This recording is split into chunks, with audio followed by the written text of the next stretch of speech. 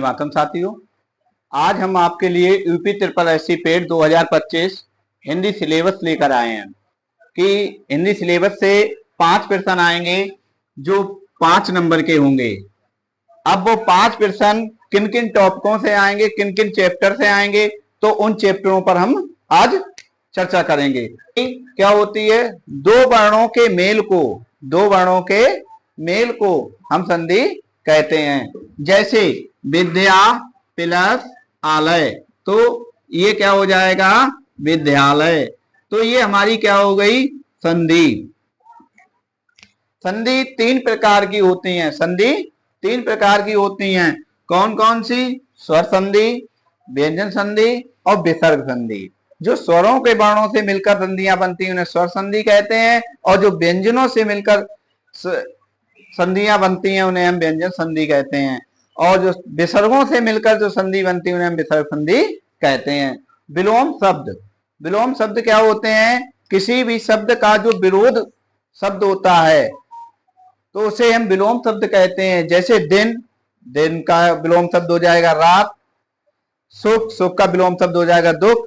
तो ये विलोम शब्द होते हैं। और तीसरा यूनिट है हमारा पर्यायवाची शब्द।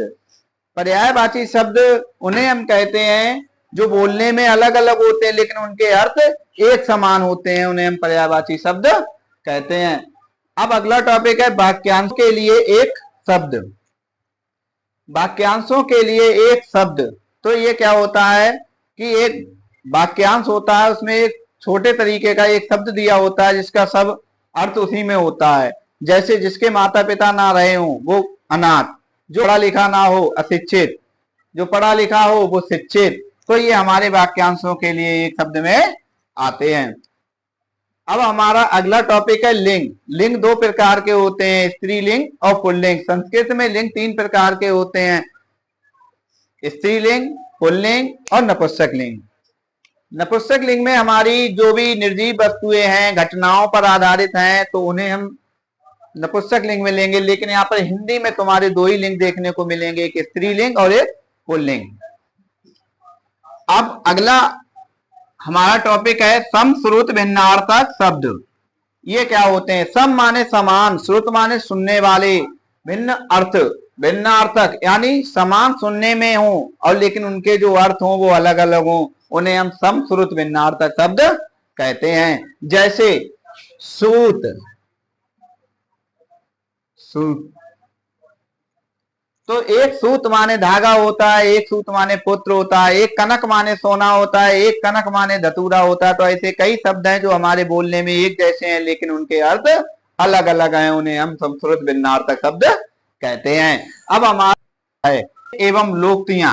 मुहावरे एक वाक्यांश होता है और लोकोक्तियां हमारी एक कहावत सी होती हैं। तो मुहावरे कई तरह के होते हैं, जैसे अंधे की लाठी होना, तो एकमात्र सहारा होना, ईद का चांद होना, कभी कभी दिखाई देना। लोकोक्तियां क्या होती हैं? जैसे लोकोक्तियां हमारी जो होती हैं वो एक तरह की कहावतें होती हैं, जैसे एक अनार 100 बीमार, तो ये हमारी लोकोक्तियां हैं। तो इस तरह से हम लोकोक्तियों के भी बारे में पढ़ेंगे। अब है हमारा अगला टॉपिक सामान्य अशुद्धियां।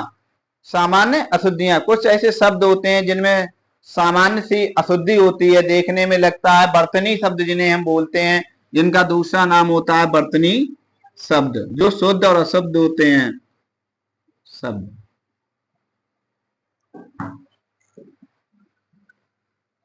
सामान्य शुद्धियों वाले शब्दों को